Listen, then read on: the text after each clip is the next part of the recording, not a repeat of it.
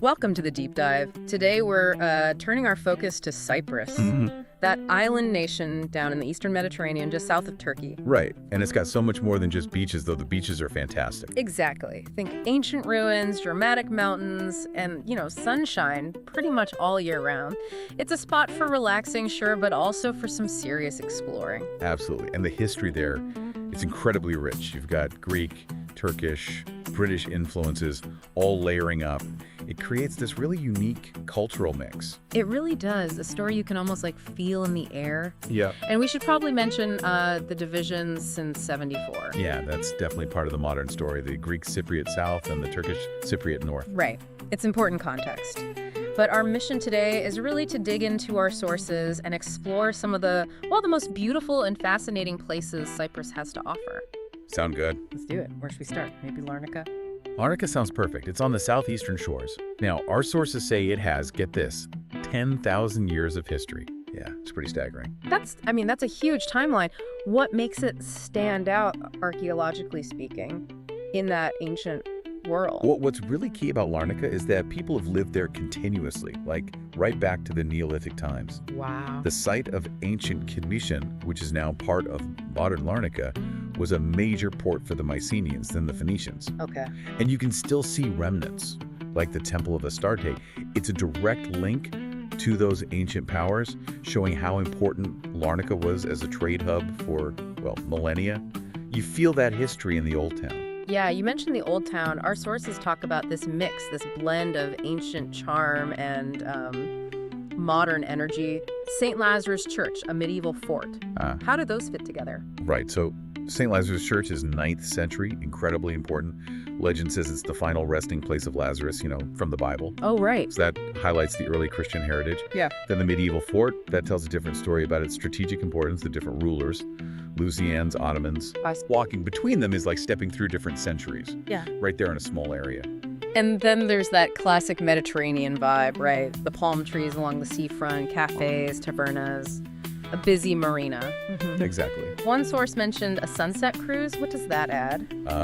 Seeing it from the water at sunset, it gives you a totally different perspective. You see the coastline, the old sites kind of silhouetted. Nice. It's beautiful, helps you appreciate why people settled there way back when. Maybe what those ancient sailors saw.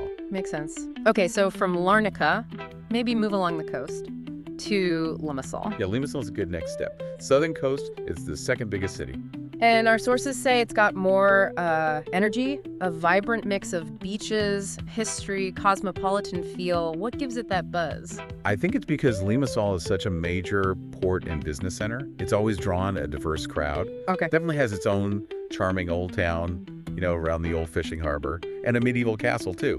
History's there. Right. But it also has this very modern international feel. That long promenade, the lively bars and restaurants, it really connects the island's past and present. And the castle you mentioned, Limassol Castle, it's a museum now. What kind of stuff is in there? Yeah, the museum inside gives you a really good overview of the region's history, Byzantine, Frankish, Ottoman periods, lots of artifacts about trade, daily life, sometimes warfare. It just underlines how strategically important Limassol has always been. Interesting. Okay, let's switch gears. From the coast, maybe head inland, to the Troodos Mountains. Caicos Monastery comes up a lot. Caicos, yes. Yeah. High up in the mountains. Our sources call it the wealthiest and most famous monastery in Cyprus. 12th century origins. Wealthiest and most famous? Oh. Well, why is it so significant? Well, beyond the amazing architecture of the courtyards, the frescoes in the chapels are stunning. It holds something incredibly sacred. Oh. One of only 3 icons of the Virgin Mary, said to have been painted by St. Luke the Evangelist himself. Wow, really? Yeah. So it's been a massive pilgrimage site for centuries, a powerful symbol of Cypriot orthodoxy and, Cypriot identity too. Yeah. And the mountain setting, just breathtaking, adds to the whole spiritual feel. Sounds deeply connected to the island's soul. Okay, coming back down, but staying central. Nicosia, the capital. Right. And as we touched on earlier, the divided capital. The Green Line, patrolled by the UN. What's the story there? How did that happen? Well, the Green Line, it started back in the 1960s because of intercommunal clashes. But it really solidified after the Turkish intervention in 1974. Right. And it's completely shaped the city. You have 2 very distinct zones right next to each other. Crossing at the Ledra Street checkpoint, It's quite an experience. Yeah. You go from the Greek Cypriot south, which feels, quite European, into the Turkish Cypriot north, with its Ottoman architecture, different atmosphere, different food. It makes the island's complex politics very, very real. Beyond the Green Line itself, what about the rest of Nicosia? Sources mention Venetian walls, museums. Yeah, the Venetian walls are incredible. They actually encircle the old city on both sides of the line, so they're kind of a unifying historical feature. Ah, interesting. And you've got great museums on both sides showcasing their respective cultures. And despite the division, there's a real vibrancy, especially at night. People just get on with life. It's a city that shows incredible resilience, really. Definitely sounds like it. Okay, let's travel a bit now, southwest of Limassol. Korean Archaeological Park. This one's perched on a cliff. Oh, Korean is spectacular. The location alone is worth it. Right on a cliff overlooking the Mediterranean. Yeah. There's a major Greco-Roman city kingdom, flourished for ages. The ruins are really well preserved. There's this stunning amphitheater with incredible sea views. Wow. Amazing mosaics in the villas, like the House of Eustolios. You can see the old Agora, the Nymphaeum. Give you such a vivid picture of life back then. And was destroyed by earthquakes. Yeah, around 370 AD. Adds sort of poignant layer to it all. Okay, heading east now, along the coast again. Famagusta. This is in the Turkish Republic of North Cyprus. Medieval walled city. That's right. Famagusta's walled city is another amazing example of medieval defenses from its time under the Lusignans and Venetians. Very powerful place. And the mosque there, Lala Mustafa Pasha Mosque. Yes, and what's fascinating is that it was originally a Gothic cathedral, St. Nicholas Cathedral. Oh, wow. Seeing a grand cathedral transformed into a mosque really drives home those layers of history, the shifts in power and religion. Definitely. And then there's Varosha, the deserted district. Yeah, Varosha. It's right next to the old city. It was a bustling tourist resort, but it was abandoned during the 1974 division and has been fenced off ever since. A ghost town. Gosh. It's frozen in time. A very stark, very moving reminder of the conflict and its human impact. Sounds incredibly powerful, maybe a bit sobering. Let's shift the mood a bit. Northwest coast, Polis. Sounds like the opposite, tranquil, laid back. Exactly. Polis is a lovely change of pace. Yeah. Much quieter, fewer crowds. It has a cute little old town, still feels quite traditional. Nice. And Latchi Harbor nearby is great for fresh seafood. And you can get boat trips out along the Akmas Peninsula from there. Ah, okay. Any good beaches? Oh, yeah. Latzi Beach is nice, and Morales Beach. That one's apparently great for sunsets. And get this, you might even see turtles nesting there in the season. Turtles. Cool. Yeah, it connects you right to the island's nature. Okay, from the coast back towards the mountains again. Kakapetria. This is meant to be authentic village life. Yes, Kakapetria really gives you that feel. It's in the foothills of the Trudeaus. Think cobbled streets, traditional stone houses. Old Kakapetria is particularly charming. What else is there? There's an olive mill museum, which is quite interesting. Shows the agricultural side of things. Mostly it's about soaking up the atmosphere, the slower pace, breathing that fresh mountain air, enjoying the river scenery. It's a good base for exploring more of the mountains, too. Sounds lovely. Okay, heading back towards the coast, near Paphos this time, Aphrodite's Rock. More of a landmark than a town, right? But very famous. Very famous. Petra II Romeo, technically. It's steeped in mythology. The birthplace of Aphrodite. That's the legend. Rose from the sea foam right there.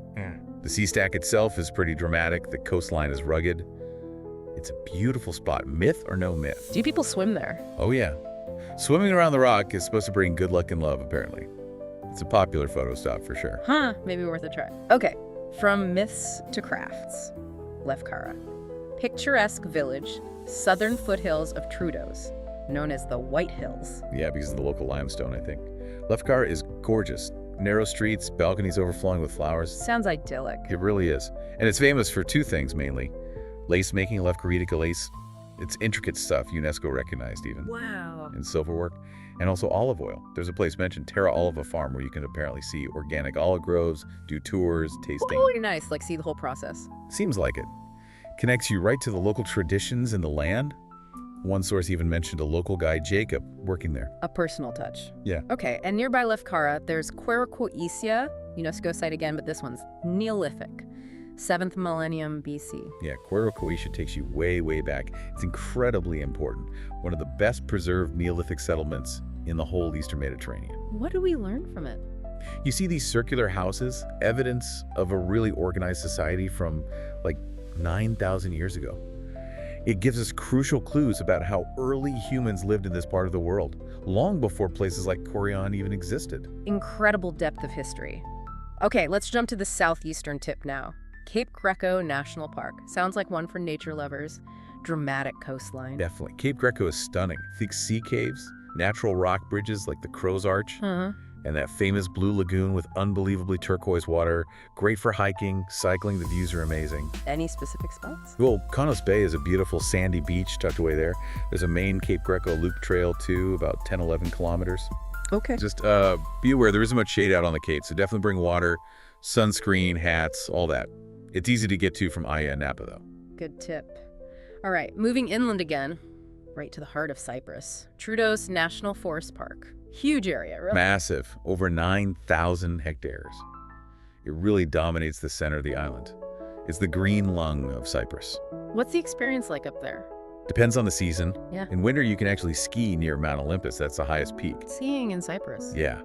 But most of the year, it's about hiking. Beautiful pine forests, amazing wildflowers in spring, lots of birds and animals. Any specific trails or spots? The Artemis Nature Trail around Mount Olympus is relatively easy and very scenic. And there's some lovely waterfalls, like Caledonia Falls and Millimaris Falls, usually short hikes to reach them, plus lots of charming little mountain villages dotted around. Sounds like a great escape. Okay, let's swing back southwest. Paphos? Sources say this is the most popular tourist spot. What's the draw? Paphos just seems to tick a lot of boxes for people. It has nice resorts, golden beaches, but also heaps of history and culture. Like what? Well, you've got the harbor area, which is lovely, lots of cafes, restaurants, and that medieval castle right there. Then there's the Paphos Archaeological Park, another UNESCO site.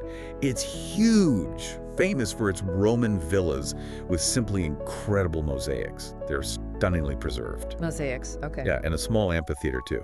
Plus, nearby, there's the tombs of the kings. Not actual kings, but impressive underground tombs carved out of rock. It's a fascinating sight. Sounds packed. Okay, one more trip up to the Troodos, but this time focusing on vineyards. Omotos. Omotos. Yeah. Yes, if you like wine, this is a key stop. It's right in the heart of the wine region. So wineries. Absolutely. The village itself is incredibly pretty, cobbled streets, traditional houses, and a big monastery, the Monastery of the Holy Cross. But yeah, the main event is visiting the wineries.